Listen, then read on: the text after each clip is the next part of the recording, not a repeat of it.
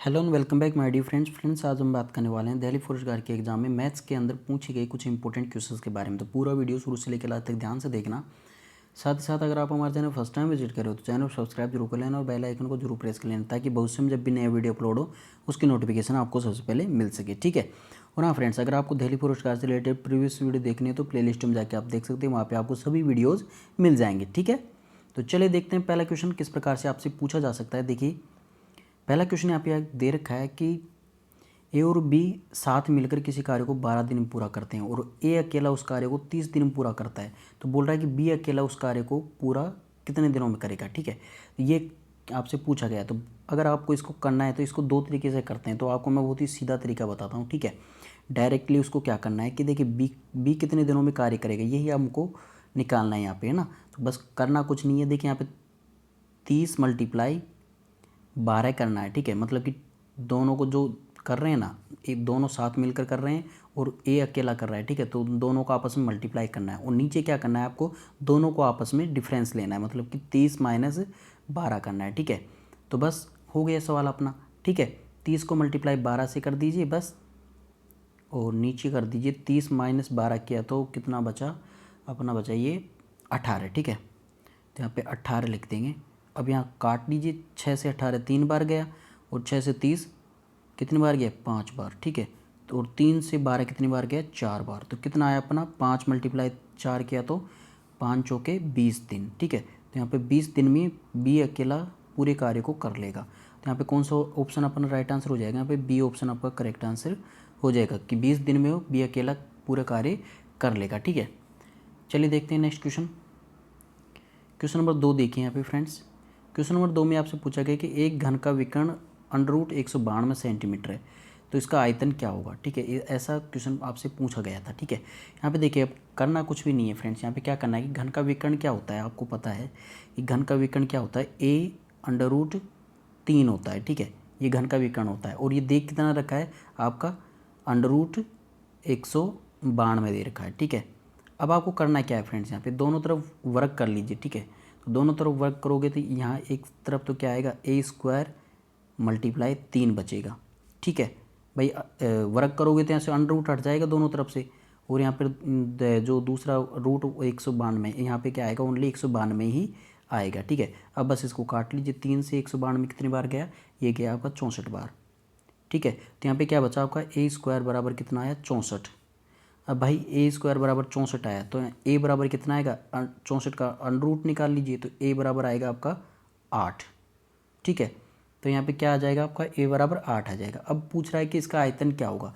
आयतन क्या होता है फ्रेंड्स, घन का आयतन क्या होता है, बिल्कुल ईजी है, a³ होता है। ठीक है। क्या होता है, a³ होता है घन का आयतन, है ना।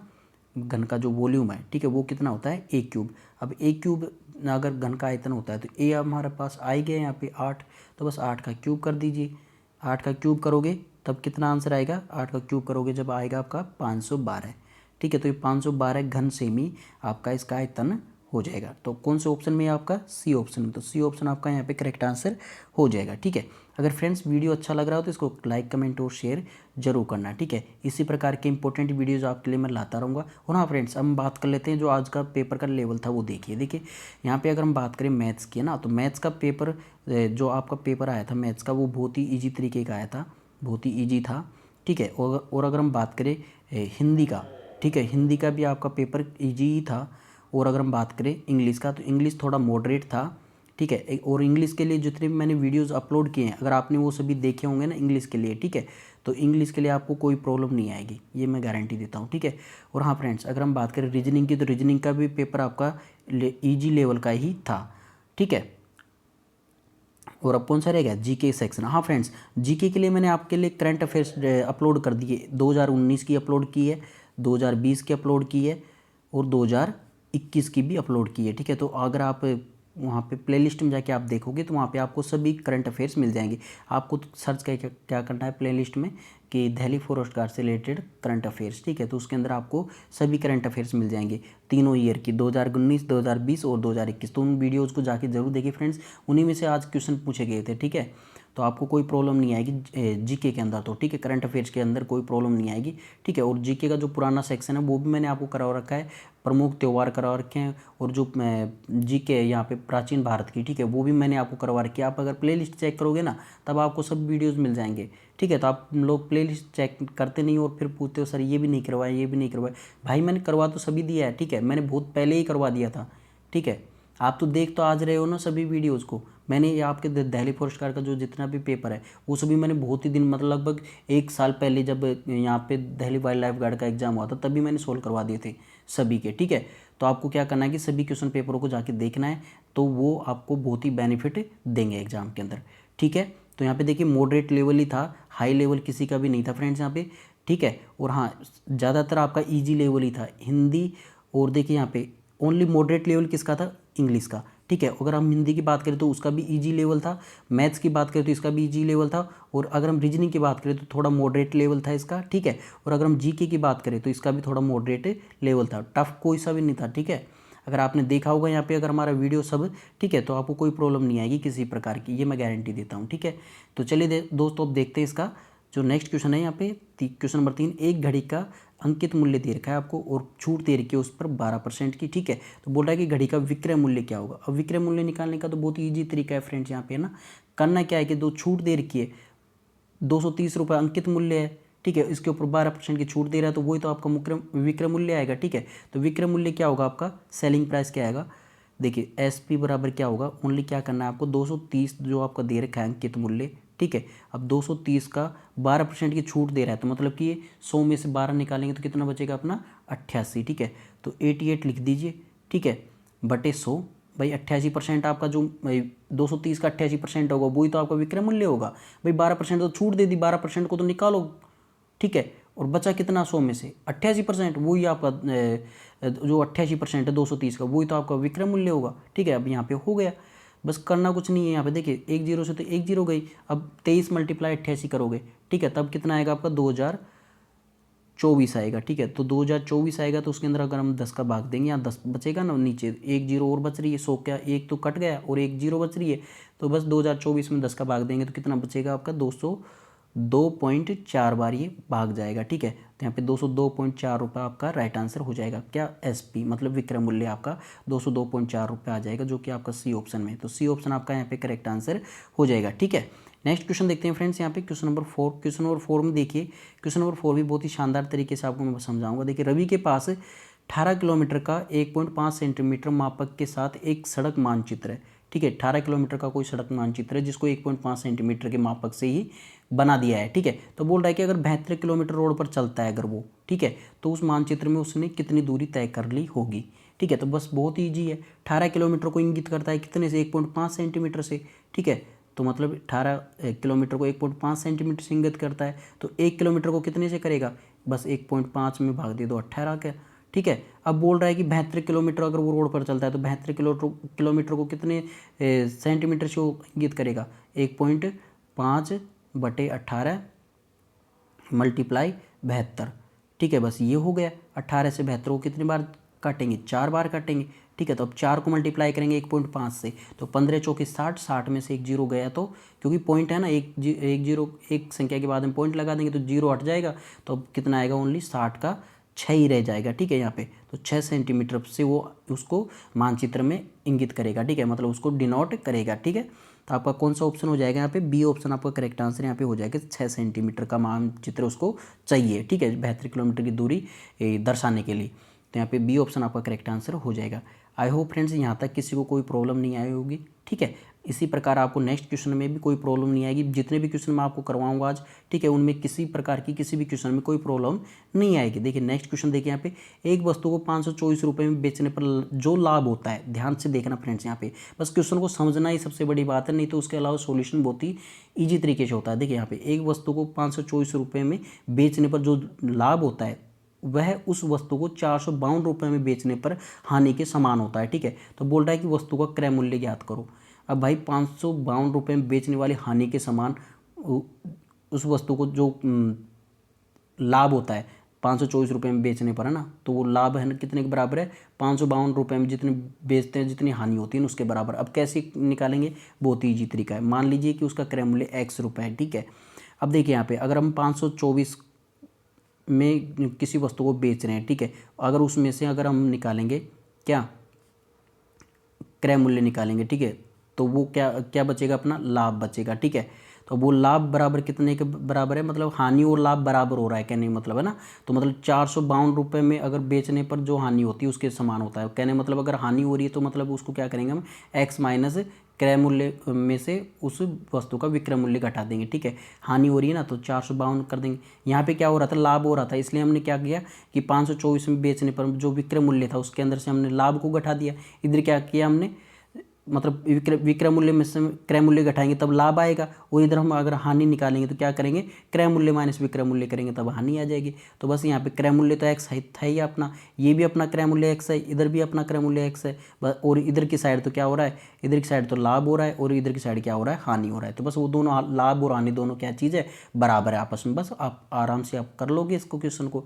अब यहाँ पे x की वैल्यू तो आप निकाल ही लोगे कि कैसे होगी। देखिए फ्रेंड्स यहाँ पे क्या करेंगे, हम पक्षांतरण करेंगे दोनों तरफ, है ना।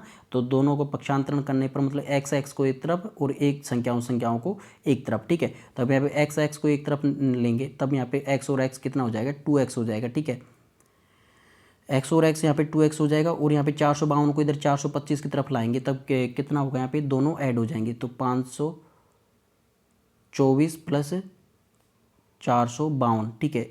दोनों को एक तरफ लाएंगे जब दोनों ऐड हो जाएंगे ना, तो हम दोनों ऐड हो जाएंगे, तो यहाँ पे 2x बराबर कितना आएगा, 524 में से 524 प्लस 452 दोनों को ऐड करेंगे तो कितना आएगा, 976 आएगा, ठीक है। अब 976, 2x बराबर 976, तो x बराबर कितना होगा, यहाँ पे 2 से 976 को काट लेंगे, तो 976 में जब 2 का भाग देंगे जब कितनी बार जाएगा, 4 बार गया, 2 चौके 8, 1 बचा 17, ठीक है। तो फिर 8 बार गया 16 में, ठीक है। फिर 1 बचा, फिर 6 उतारा तो फिर 8 बार जाएगा 16, ठीक है। तो ये 488 बार ही कटेगा, तो ये 488 x बराबर 488 रुपये आ गया। तो मतलब x ही क्या था हमारा, हमने माना था ना क्रय मूल्य x है, तो x ही तो हमारा क्रय मूल्य था, तो 488 रुपये आपका राइट आंसर यहाँ पे हो जाएगा। कौन से ऑप्शन में है ये, सी ऑप्शन में, तो सी ऑप्शन आपका यहाँ पे करेक्ट आंसर हो जाएगा, ठीक है फ्रेंड्स। यहाँ तक तो आपको सभी को समझ में आ गया। अब देखते हैं नेक्स्ट क्वेश्चन, यहाँ पे क्वेश्चन नंबर 6।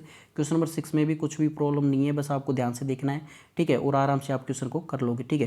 यहाँ पे देखिए 60 किलोमीटर प्रति घंटे की गति से दौड़ती हुई 75 मीटर लंबी ट्रेन एक निश्चित टेलीग्राफ पोस्ट को किस समय में पार करती है। टेलीग्राफ पोस्ट हो या फिर खंबा हो, सबके लिए एक ही कंसेप्ट लगेगा, ठीक है। बस ओनली कंसेप्ट किसके लिए चेंज होता है, जब ट्रेन को पास करे या फिर प्लेटफॉर्म को पास करे, तब उस वक्त में क्या करते हैं हम, जो ट्रेन की लंबाई है या फिर जो प्लेटफॉर्म है उसकी लंबाई, उसको क्या करते हैं हम, ट्रेन की जो ओरिजिनल ट्रेन की लंबाई उसके अंदर हम ऐड कर देते हैं, ठीक है। तो अब यहाँ पे तो क्या है, टेलीग्राफ पोस्ट है तो बस एक छोटा सा डंडा ही तो होता है ना, उसको उसकी हम दूरी नगण्य मानते हैं, ठीक है। तो यहाँ पे देखिए बस करना कुछ नहीं है, बस डायरेक्ट हो जाएगा। तो यहाँ पे क्या करना है कि इसका उसको जो टेलीग्राफ पोस्ट है उसको पार करने में कितना समय लगेगा, तो टी इक्वल टू क्या होगा यहाँ पे, टाइम, समय बराबर क्या होता है, दूरी बटा चाल होता है। दूरी कितनी तय कर रहा है, वो खुद की लंबाई की तो तय करेगा, पोस्ट जो ये टेलीग्राम पोस्ट है उसको पार करेगा, तो कहने मतलब ट्रेन अपनी खुद की लंबाई तो तय कर रही है, ठीक है। तो यहाँ पे ट्रेन की जो लंबाई कितनी है, 75 है, ठीक है, 75 मीटर है, बटे यहाँ पे समय बराबर क्या कर रहे हैं, दूरी बटा चाल, तो दूरी 75 हो गई और चाल कितनी है, 60 किलोमीटर प्रति घंटा। अब यहाँ पे देखिए 75 तो मीटर में है, 60 किलोमीटर प्रति घंटा किलोमीटर प्रति घंटा में है, ठीक है। इसको क्या करेंगे, मीटर पर सेकंड में चेंज करेंगे। मीटर पर सेकंड में चेंज करने का तो आप सभी को पता है, 5/18 से इसको मल्टीप्लाई कर देंगे, ठीक है। तो 5/18 से अगर अब इसको मल्टीप्लाई कर देंगे 60 को, तो यहाँ मीटर पर सेकंड में इसकी स्पीड आ जाएगी, ठीक है। अब यहाँ पे कुछ करना नहीं है, बस क्या करना है कि 75, अभी 18 ऊपर चला जाएगा तो 18 को मल्टीप्लाई कर दीजिए ऊपर की साइड, और यहाँ पे नीचे क्या है 60 और मल्टीप्लाई 5 ही बचेगा, ठीक है। अब इसको क्या करना है, आपको काटना है 5, देखिए 60 है उसको 15 से काट लीजिए, 15 चौके 60 और 15 75 को काटेंगे तो 15 5 75 हो जाएगा, तो 5 बार कट जाएगा। अब यहाँ पे देखिए 5 से तो ऊपर के 5 से तो जो ये नीचे का 5 है वो कट जाएगा। अब यहाँ पे बचेगा क्या, 18/4 बचेगा, ठीक है। 18/4 बचेगा तो 4 का 18 में भाग देंगे तो कितने बार जाएगा, 4 चौके 16, 4 बार तो पूरा गया। फिर बचा कितना, 2 के लिए हम 0 उतारे तो पॉइंट में 5 बार और जाएगा, ठीक है। तो 4.5 सेकंड में वो उस टेलीग्राफ पोस्ट को पार कर लेगी, ठीक है। तो यहाँ पे कौन सा ऑप्शन हो जाएगा आपका, बी ऑप्शन आपका करेक्ट आंसर यहाँ पे हो जाएगा। आई थिंक इसमें भी किसी को कोई प्रॉब्लम नहीं आई होगी। बस कुछ भी नहीं करना फ्रेंड्स, ध्यान से इस क्वेश्चन को देखना है, समझना है किस प्रकार से हो रहा है और आप आराम से इस क्वेश्चन को कर पाओगे। फ्रेंड्स जो ये क्वेश्चन करवा रहा हूँ वो आपके ग्रुप डी के जो एग्जाम आने वाला है और आपका जो एनटीपीसी का हाल ही में चल रहा है, ठीक है, उन सभी के लिए इंपॉर्टेंट है। अगर आप इनकी भी तैयारी कर रहे हो, ठीक है, तो आपके लिए बहुत इंपॉर्टेंट वीडियो पूरा है, ठीक है। जितने भी मैं दिल्ली पुलिस गार्ड के लिए मैथ्स के क्वेश्चन पेपर डाल रहा हूँ, ठीक है, तो वो सभी आपके जो आने वाले एग्जाम्स जैसे ग्रुप डी की हो गई, ठीक है, और एनटीपीसी की चल रही है अभी हाल ही में, ठीक है, तो इन सभी के लिए इंपॉर्टेंट है। तो आपको सभी वीडियोज़ को ध्यान से देखना है, ठीक है। यहाँ पे आंसर कितना आ जाएगा, 4.5 सेकंड, ठीक है। चलिए नेक्स्ट क्वेश्चन देखते हैं, क्वेश्चन नंबर 7। क्वेश्चन नंबर 7 में आपको कुछ नहीं करना है, इसमें भी बहुत आसानी से आप इस क्वेश्चन को कर पाओगे। क्या करना है फ्रेंड्स, यहाँ पे देखिए, यदि त्रिभुज का एक कोण अन्य दो समान कोणों के योग के आधे के बराबर है तो त्रिभुज है। बस क्या करना है, कुछ नहीं है। त्रिभुज के 3 कोण मान लीजिए θ1 और θ2 θ3, ठीक है। क्या करना है, θ1 θ2 θ3, ये त्रिभुज के 3 कोण हो गए। बोल रहा है कि त्रिभुज का एक कोण है ना, जो अन्य दो समान कोण है, आपस में समान कोण है, उनके आधे के बराबर है, ठीक है। तो अब यहाँ पे देखिए, मान लीजिए θ3, यहाँ पे θ1 और θ2 तो मान लीजिए बराबर मान लीजिए, ठीक है। दो कोण क्या कौन कौन से हैं, θ1 और θ2 बराबर हैं। बोल रहा है कि जो θ3 है वो क्या है कि अन्य दो समान कोणों के योग के आधे के बराबर है, ठीक है। मतलब θ3 बराबर क्या है, यहाँ पे θ1 प्लस θ2 बटे 2 है। ये आपको दे रखा है यहाँ पे, है ना, ये क्वेश्चन में दे रखा है ना फ्रेंड्स। यहाँ पे एक तो बराबर दे रखा है θ1 और θ2 और बोल रहा है कि θ3 बराबर क्या है, θ1 प्लस θ2 बाय 2 है। तो यहाँ पे क्या हो जाएगा आपका 2θ3 बराबर, यहाँ पे वज्र गुणन कर देंगे ना, दो को इधर साइड में गुणा कर लेंगे, ऊपर की साइड है ना, तो 2θ3 बराबर क्या हो जाएगा, θ1 प्लस θ2। अब यहाँ पे आपको पता है कि θ1 बराबर θ2 है, तो मतलब अगर यहाँ दोनों जगह हम θ1 कर देंगे, ठीक है, तो यहाँ पे क्या हो जाएगा 2θ1 हो जाएगा, ठीक है भाई। θ1 की जगह भी हम θ1 रख देंगे, तो यहाँ पे θ1 प्लस θ1 क्या हो जाएगा 2θ1, और यहाँ पे 2θ3 तो यहाँ पे है, तो यहाँ पे आपका क्या होगा, देखिए 2θ3 बराबर हो जाएगा 2θ1। अब यहाँ 2 से 2 कट गया, तो यहाँ क्या बचा आपका θ1 इक्वल टू θ3, ठीक है, ये हो जाएगा आपका। अब यहाँ पे देखिए फ्रेंड्स, यहाँ पे θ1 के बराबर भी θ3 आ गया और θ1 के बराबर पहले ऑलरेडी θ2 भी यहाँ पे है, ऊपर दे रखा है। देखिए यहाँ पे आपको θ1 बराबर θ2 है, ऑलरेडी दे रखा है, और यहाँ से जो नीचे अपनी कंडीशन बनी है, यहाँ पे भी अपना क्या बना है, θ1 बराबर θ3 हो गया। कहने का मतलब है कि तीनों कोण ही समान है, क्या, θ1 बराबर θ2 बराबर θ3। अब ये तीनों कोण समान कौन से कंडीशन में होते हैं, जब त्रिभुज क्या हो, समबाहु त्रिभुज हो, ठीक है। कहने का मतलब है कि जब त्रिभुज ऐसा बने समबाहु त्रिभुज, ठीक है, जिसकी तीनों भुजाएं समान हो, ठीक है, और उनके तीनों एंगल भी समान हो, मतलब 60 डिग्री उनके तीनों एंगल हो, तो उस कंडीशन में θ1 बराबर θ2 बराबर θ3 होगा ना भाई। त्रिभुज के तीनों कोणों का योग कितना होता है, 180 डिग्री। अब तीनों कोण बराबर है, कहने का मतलब कितने होंगे, 60 के तीनों कोण हो जाएंगे ना, तो बस ये क्या हो जाएगा आपका समबाहु त्रिभुज हो जाएगा। ऑप्शन कौन सा हो जाएगा आपका, सी ऑप्शन आपका करेक्ट आंसर यहाँ पे हो जाएगा, समबाहु त्रिभुज, ठीक है। आई होप सभी को क्वेश्चन समझ में आ गया होगा। अगर समझ में आ गया तो इसको लाइक कमेंट और शेयर जरूर करना फ्रेंड्स, ठीक है।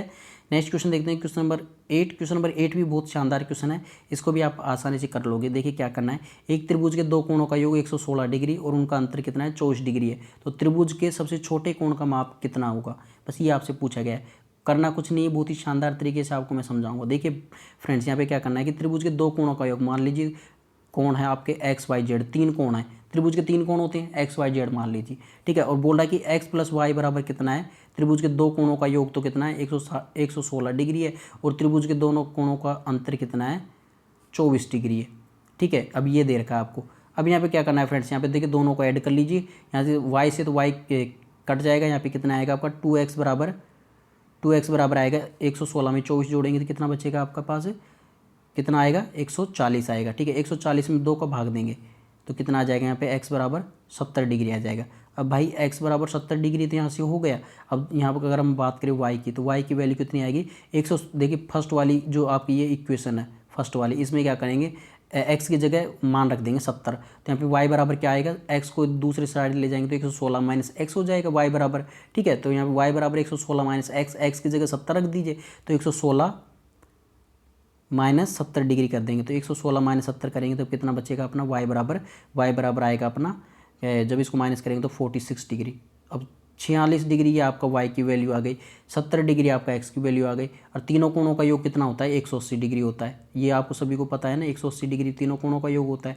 अब भाई दो कोण आपके सामने है तो जेड कोण निकाल लोगे ना, तीसरा कोण जेड मान लीजिए, ठीक है। जेड को कैसे निकालोगे, 180 में से क्या करेंगे हम दोनों कोणों को जोड़कर घटा देंगे, कितना 70 प्लस 46, ठीक है। एक तो 70 है प्लस 46, दोनों कोणों का योग करके हम उसको आपस में माइनस कर देंगे। अब 70 प्लस 46 कितना होता है फ्रेंड्स, वही 116 डिग्री हो जाता है, ठीक है। अब 116 को 180 में से घटाएंगे तो जेड की वैल्यू कितनी आएगी आपके पास, जेड की वैल्यू आएगी आपके पास 64 डिग्री, ठीक है। अब बोल रहा है कि तीनों वैल्यू आ गई ना, एक्स की वैल्यू आ गई, वाई की वैल्यू आ गई और जेड की वैल्यू आ गई, तीनों कोण आपके सामने है।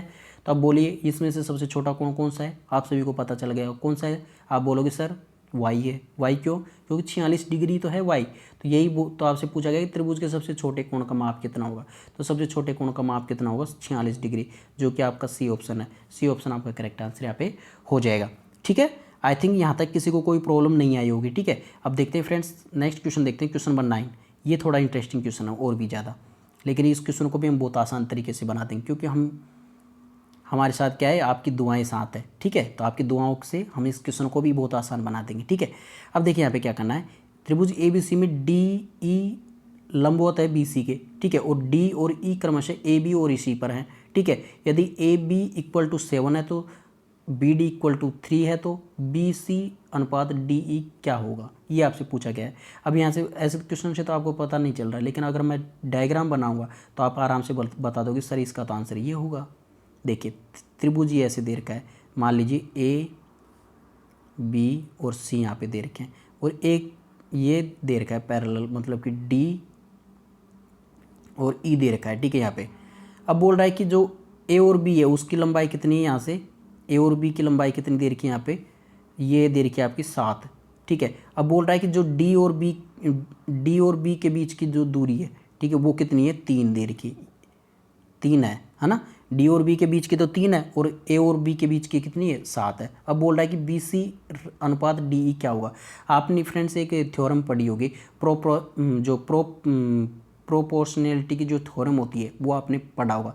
अब प्रोपोर्शनैलिटी की थ्योरम कैसी होती है ये आपको मैं बताने वाला हूँ। देखिए जब इस प्रकार का अगर कोई डायग्राम होता है तब हम क्या करते हैं, AB बटे AD, ठीक है, जो ये पूरी AB है उसके बटे AD बराबर कितना होगा, BC बटे DE के, ठीक है।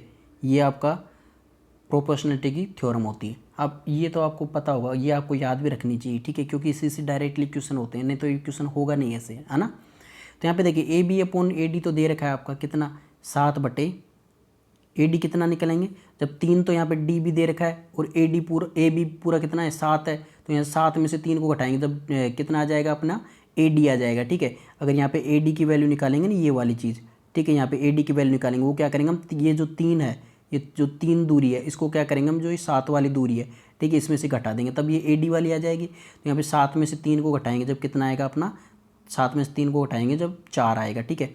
तो 7 में से 3 को घटाएंगे जब 4 आ जाएगा, और यहाँ पे BC बटे DE तो ऐसे कैसे रह जाएगा, ठीक है। तो यहाँ पे BC बटे DE रह गया। अब यहाँ पे देखिए 7 यहाँ पे काटेंगे, इसको 2 से काटेंगे, 2 दूनी 4 हो गए, 2 से 7 को काटेंगे तो कितनी बार जाएगा ये 3.5 बार जाएगा, ठीक है, 3.5 बार। अब यहाँ पे आपका रेशो आ गया, BC रेशो DE कितना होगा यहाँ पे 3.5 अनुपात 2, ये क्या होगा आपका BC अनुपात DE, यही तो आपसे पूछा गया था, ठीक है, 3.5 अनुपात 2 यही तो होगा यहाँ पे, ठीक है। तो आपका कौन सा ऑप्शन हो जाएगा यहाँ पे, इसको मैं हटाता हूँ, यहाँ पे आपका C ऑप्शन आपका राइट आंसर यहाँ पे हो जाएगा। कैसे, देखिए 3.5 अनुपात 2 ये आपका C ऑप्शन में, तो ये C ऑप्शन आपका करेक्ट आंसर यहाँ पे हो जाएगा। आई थिंक इस क्वेश्चन में भी आपको किसी प्रकार की कोई प्रॉब्लम नहीं आई होगी, ठीक है। नेक्स्ट क्वेश्चन देखते हैं इसी प्रकार। देखिए ये वाला क्वेश्चन देखिए यहाँ पे फ्रेंड्स, ये बहुत थोड़ा सा इंटरेस्टिंग क्वेश्चन है ना, इसके क्वेश्चन को भी कराएंगे और इसके कुछ इंपॉर्टेंट फॉर्मूले भी आपको हम बताएंगे, ठीक है। तो चैनल पर बने रही। देखिए नेक्स्ट क्वेश्चन देखिए यहाँ पे 6,250 रुपये की 8% की वार्षिक दर से 2 वर्षों के लिए चक्रवृद्धि ब्याज और साधारण ब्याज के मध्य अंतर क्या है। ये है। मूलधन दे रखा है आपको 6,250 रुपये, दर दे रखी है आपको 8% की, और समय दे रखा है आपको 2 वर्षों के लिए। ठीक है, बोल रहा है कि चक्रवर्ती ब्याज और साधारण ब्याज के बीच में अंतर कितना होगा, ये आपसे पूछा गया है। बहुत ईजी तरीके से आप कर लोगे। देखिए CI माइनस SI के लिए आपको एक बहुत ही शानदार फॉर्मूला बताता हूँ मैं। CI माइनस SI अगर कब की बात है, जब समय कितना हो, 2 वर्ष हो। ठीक है, हम 3 वर्ष के लिए भी बताएंगे आपको ना, इसके बाद में जो फॉर्मूला बताएंगे वो 3 वर्ष के लिए बताएंगे। अब 2 वर्ष के लिए फॉर्मूला निकालेंगे तो कुछ भी नहीं करना आपको, CI माइनस SI करना है। तो कितना होता है, PR स्क्वायर, R क्या होती है, दर होती है, बटे 100 गुणा 100, ये आपका फॉर्मूला होता है। ठीक है, अब यहाँ पे देखिए बस वैल्यू रखते जाइए। 6250 तो P की जगह रख लीजिए भाई। P क्या है, यहाँ पे प्रिंसिपल है, मूलधन। ठीक है, दर कितनी है आपकी 8, तो 8 को 2 बार मल्टीप्लाई कर लीजिए, 8 स्क्वायर है ना, इसकी वजह से। नीचे क्या है, 100 मल्टीप्लाई 100, ये हो गया। बस यहाँ से 1 0 से यहाँ पे 1 0 गई। अब 625 मल्टीप्लाई 8 8 8 64, तो 625 को जब 64 से मल्टीप्लाई करोगे जब कितना आएगा आपका, ये आएगा आपका 40,000। ठीक है, ऊपर तो आया आपका 40,000, नीचे कितना बच रहा है आपके पास, 1000। यहाँ पे 1000 से अब 3 जीरो कट जाएंगे तो आपके पास कितना वैल्यू बचेगा, 40 रुपये। तो CI और SI का अंतर कितना होगा आपका, 40 रुपये, जब मूलधन 6,250 रुपये हो और दर कितनी हो, 8% हो, और समय कितना हो, 2 वर्ष हो। जब CI और SI का अंतर कितना होगा वहाँ पे, 40 रुपये का। ठीक है, कहने मतलब चक्रवृद्धि ब्याज जो साधारण ब्याज उससे 40 रुपये ज़्यादा होगा। ठीक है, तो यहाँ पे कौन सा ऑप्शन हो जाएगा आपका, B ऑप्शन आपका यहाँ पे करेक्ट आंसर हो जाएगा। ठीक है, तो आई थिंक इस क्वेश्चन में भी आपको कोई प्रॉब्लम नहीं आई होगी। अगर सभी क्वेश्चन में अगर कोई प्रॉब्लम नहीं आई फ्रेंड्स, तो इसको वीडियो को जितना हो सके उतना लाइक कमेंट और शेयर जरूर करें। ठीक है, इसी प्रकार की इंटरेस्टिंग वीडियोज़ आपके लिए मैं रोज़ लाता रहूँगा, तो चैनल को सब्सक्राइब करना भी मत भूलना। अब करते हैं फ्रेंड्स इसके कुछ इंपॉर्टेंट फॉर्मूले। ठीक है, इंपॉर्टेंट फॉर्मूले मैं आपको बता देता हूँ। देखिए अगर आप 3 वर्ष का होता तो CI और SI का अंतर कितना होता 3 वर्ष के लिए। अब बात करते हैं हम 3 वर्ष के लिए, है ना, ये तो क्वेश्चन हो गया अपना। ठीक है, अब 3 वर्ष, तो अगर 3 वर्ष की बात करें तब CI और SI का अंतर कितना होगा, CI माइनस SI, ये कितना होगा 3 वर्ष की बात करें, तब इसके लिए फॉर्मूला बताता हूँ मैं फ्रेंड्स। अभी आपने देखा होगा PR स्क्वायर अपॉन 100 इंटू 100, ये तो फॉर्मूला होता ही है। ठीक है, ये तो हो गया। लेकिन आपका 3 वर्ष की बात करें, ये तो 2 वर्ष के लिए हो गया। अगर 3 वर्ष की बात करें तो इसके अंदर मल्टीप्लाई और कर दीजिए, और क्या करना है आपको, 300 प्लस R बटे 100, इससे और मल्टीप्लाई कर दीजिए बस पूरी चीज़ को। ठीक है, तो बस 3 साल का आ जाएगा आपके पास। ठीक है, तो आई थिंक इसमें भी आपको कोई प्रॉब्लम नहीं होगी। ठीक है, अब एक क्वेश्चन हो, एक चीज़ और बताता हूँ। अगर हम अनुपात देखें, CI अपॉन SI का अनुपात देखें अगर 3 साल के अंदर, 2 साल का भी मैं बताऊंगा, 2 साल का मैंने बताया नहीं था ना, अभी मैं 3 साल का ही बात कर रहा हूँ। ठीक है, अगर CI अपॉन SI का अगर हम रेशियो निकाले 3 साल का, तब कितना होगा, तब ये निकलेगा आपका 300 प्लस R बटे 100, ये आपका क्या होगा, CI अपॉन, अगर SI की बात करें अगर 3 साल के लिए, तब ये CI अपॉन SI कितना होगा, 300 प्लस R बटे 100। बस डायरेक्ट इसी से करना है और कुछ नहीं करना आपको। अगर 3 साल का दे रखा हो, CI SI दोनों चीज़ें दे रखी हो, ठीक है, यहाँ पे देखिए CI कर दिया मैंने, CI SI होगा ना, CI SI अगर दोनों चीज़ दे रखी हो तब भी आपको कोई प्रॉब्लम यहाँ पे नहीं होगी। ठीक है, इस क्वेश्चन से आप डायरेक्टली इसको कर पाओगे। ठीक है, अगर हम बात करते हैं फ्रेंड्स यहाँ पे 2 साल की, है ना, तो 2 साल की अगर हम ये रेशियो देखें, अगर 2 ईयर अगर आपका दे रखा हो यहाँ पे, ठीक है, तो अगर हम 2 साल का हम रेशियो देखें CI और SI का, तब क्या होगा, अब CI अपॉन SI 2 साल के लिए देख रहे हैं। ठीक है, तब क्या होगा आपका फॉर्मूला, 200 प्लस R अपॉन 200, बस ये आपका फॉर्मूला हो गया। कितना, CI SI का डिफरेंस, मतलब दोनों का रेशियो, कब, जब 2 साल की बात करें।